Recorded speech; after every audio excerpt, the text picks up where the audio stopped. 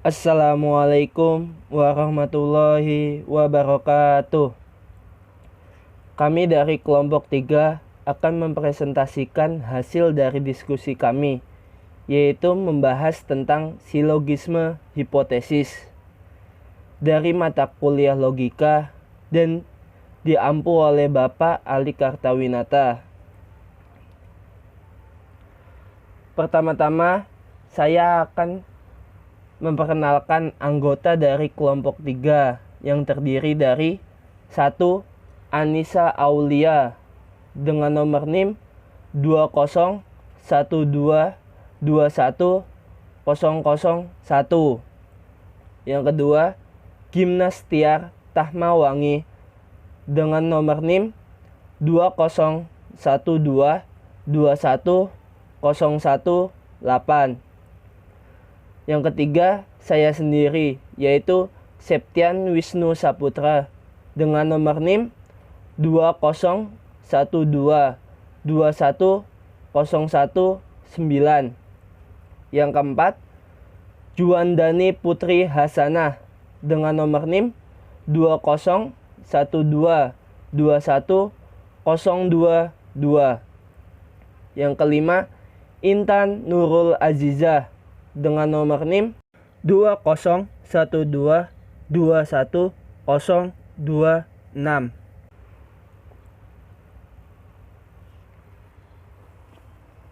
Penjelasan selanjutnya yaitu sejak manusia dilahirkan, pada dasarnya sudah sepantasnya untuk dilatih berpikir dengan jelas, tajam, dan terang rumusannya. Hal itu juga supaya lebih tangkas dan kreatif. Dengan demikian, kita sebagai generasi penerus bangsa perlu belajar berpikir tertib, jelas, serta tajam. Hal yang sangat penting juga adalah belajar membuat deduksi yang berani dengan salah satu cara untuk melahirkannya adalah silogisme. Hal ini diperlukan karena mengajarkan kita untuk dapat melihat konsekuensi dari sesuatu pendirian atau pernyataan itu tadi, self-destruktif. Mungkin hal itu bisa terjadi karena tidak mau menghargai kebenaran dari sesuatu tradisi atau tidak dapat menilai kegunaannya yang besar dari sesuatu. Silogisme merupakan bentuk penyimpulan tidak langsung. Karena dalam silogisme kita menyimpulkan pengetahuan baru yang kebenarannya diambil secara sintetis dari dua permasalahan yang dihubungkan dengan cara tertentu. Silogisme pada umumnya yang didefinisikan sebagai suatu bentuk penyimpulan secara deduktif berdasarkan hubungan dua pernyataan yang melahirkan pernyataan lain sebagai kesimpulannya.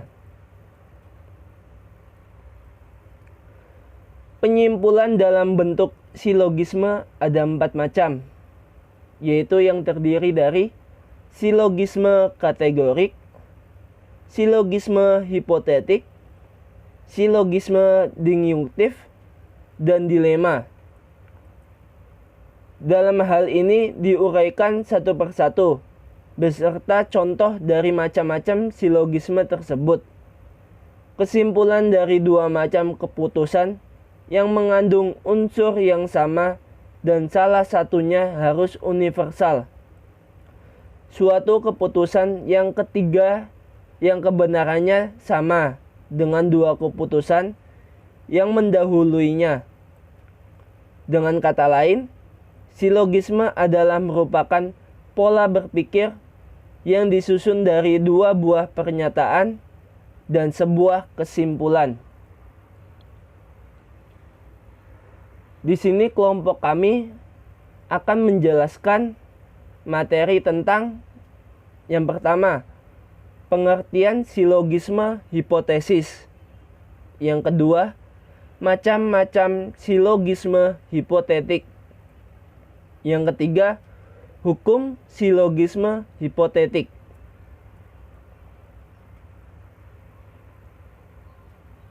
Yang pertama itu pengertian silogisme hipotesis. Menurut ahli filsuf asal Yunani yang bernama Aristoteles, bentuk utama penarikan kesimpulan yang logis ada dua hal. Apa saja? Yaitu yang pertama melalui silogisme dan yang kedua melalui induksi.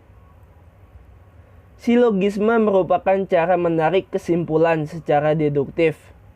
Maksudnya, yakni premis-premis umum atau mayor dan khusus atau minor.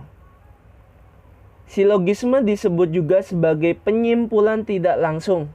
Mengapa? Karena konklusi diambil dari dua permasalahan yang dihubungkan dengan cara tertentu. Dan pengertian silogisme hipotesis secara umum yaitu silogisme digolongkan menjadi 4 jenis. Salah satunya silogisme hipotesis. Silogisme hipotetik atau silogisme hipotesis adalah argumen yang premis mayornya berupa proposisi hipotetik. Sedangkan premis minornya adalah proposisi kategori yang menetapkan atau mengingkari term antecedent atau term konsekuen premis mayornya. Premisnya berupa pernyataan bersyarat, diakui atau dimungkiri tentang S tidak secara mutlak, melainkan bergantung pada suatu syarat. Contohnya yaitu apabila ia warga Indonesia, ia harus patuh kepada ketetapan hukum Indonesia. Ia warga negara Indonesia, maka ia harus pada ketetapan hukum Indonesia. Pembahasan selanjutnya dari kelompok 3 yaitu pembahasan tentang macam-macam silogisme hipotetik. Macam-macam silogisme hipotetik itu dibagi menjadi 4, yaitu yang pertama silogisme hipotetik yang premis minornya mengakui bagian antecedent. Contohnya premis mayor, jika hujan saya naik beca. Premis minornya sekarang hujan. Konklusinya ialah jadi saya naik beca. Yang kedua ialah silogisme hipotetik yang premis minornya mengakui bagian konsekuensinya. Contohnya premis mayor, bila hujan bumi akan basah. Premis minornya yaitu sekarang bumi telah basah.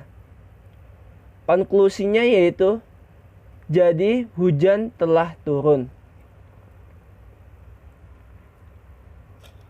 Dan yang ketiga ialah silogisme hipotetik yang premis minornya mengingkari antecedent. Contohnya premis mayor, jika politik pemerintah dilaksanakan dengan paksa, maka kegelisahan akan timbul.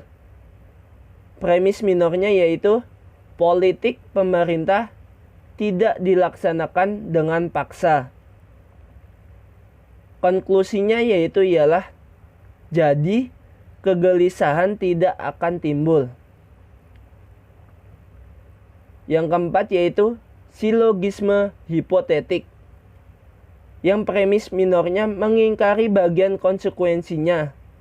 Contohnya yaitu ialah premis mayor, bila mahasiswa turun ke jalan, pihak penguasa akan gelisah. Premis minornya yaitu pihak penguasa tidak gelisah. Maka konklusinya yaitu jadi mahasiswa tidak turun ke jalan.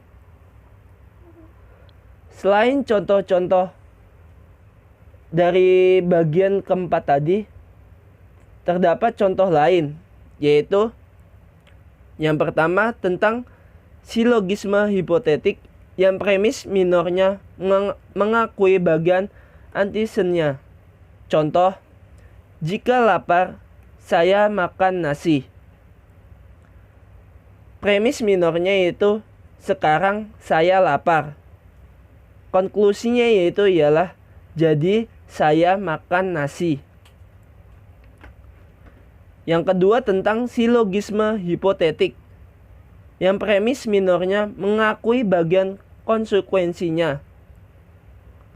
Contoh, premis mayornya ialah jika saya makan maka kenyang. Premis minornya yaitu saya kenyang. Konklusinya adalah jadi saya sudah makan. Pembahasan yang ketiga yaitu silogisme hipotetik yang premis minornya mengingkari antisennya. Contohnya, premis mayor, jika Adi berolahraga maka badannya akan sehat. Premis minornya yaitu Adi tidak berolahraga. Konklusinya jadi badannya tidak akan sehat. Dan yang keempat yaitu silogisme hipotetik yang premis minornya mengingkari bagian konsekuensinya. Contohnya, premis mayornya ialah jika siswa protes maka kepala sekolah akan terdesak. Premis minornya ialah kepala sekolah tidak terdesak.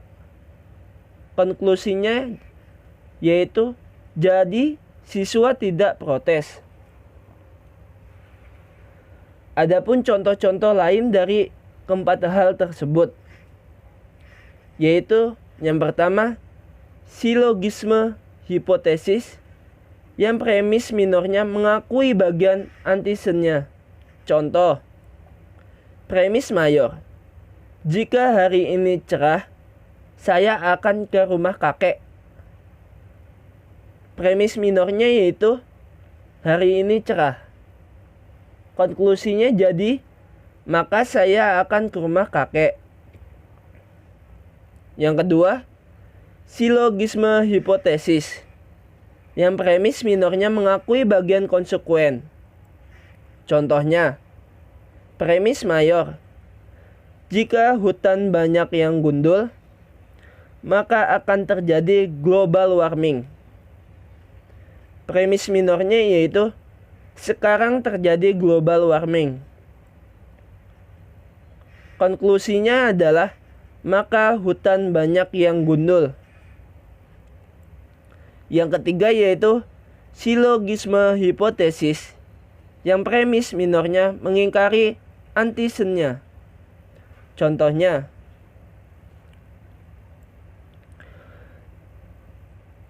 premis mayor, jika pembuatan karya tulis ilmiah belum dipersiapkan dari sekarang, maka hasil tidak akan maksimal. Premis minornya yaitu pembuatan karya ilmiah telah dipersiapkan. Konklusinya yaitu maka hasil akan maksimal. Yang keempat adalah silogisme hipotesis yang premis minornya mengingkari konsekuen. Contoh, premis mayornya ialah bila Presiden Mubarak tidak turun, para demonstran akan turun ke jalan. Premis minornya yaitu para demonstran akan turun ke jalan. Konklusinya jadi Presiden Mubarak tidak turun. Dan pembahasan yang terakhir dari kelompok 3 yaitu tentang hukum silogisme hipotetik. Hukum silogisme hipotesis mengambil konklusi dari silogisme hipotesis jauh lebih mudah daripada silogisme kategoris. Akan tetapi yang penting di sini adalah menentukan kebenaran konklusinya. Bila premis-premisnya merupakan pernyataan yang benar, bila antesedennya kita lambangkan dengan A dan konsekuen dengan B, jadwal hukum silogisme adalah sebagai berikut. Yang pertama, bila A terlaksana, maka B juga akan terlaksana. Dan itu pernyataan benar. Yang kedua, bila A tidak terlaksana, maka B juga tidak akan terlaksana. Dan itu pernyataan yang salah. Yang ketiga, bila B terlaksana, maka A juga terlaksana. Itu juga adalah termasuk dalam pernyataan yang salah. Yang keempat, bila B tidak terlaksana, A maka tidak terlaksana juga. Dan itu pernyataan yang benar. Baik, mungkin itu saja yang bisa kelompok 3 presentasikan tentang silogisme hipotesis. Bila ada salah kata, mohon dimaafkan. Bila ada kelebihan, itu datangnya dari Allah Subhanahu wa Ta'ala. Kurang lebihnya mohon maaf. Dari kelompok 3, wassalamualaikum warahmatullahi wabarakatuh.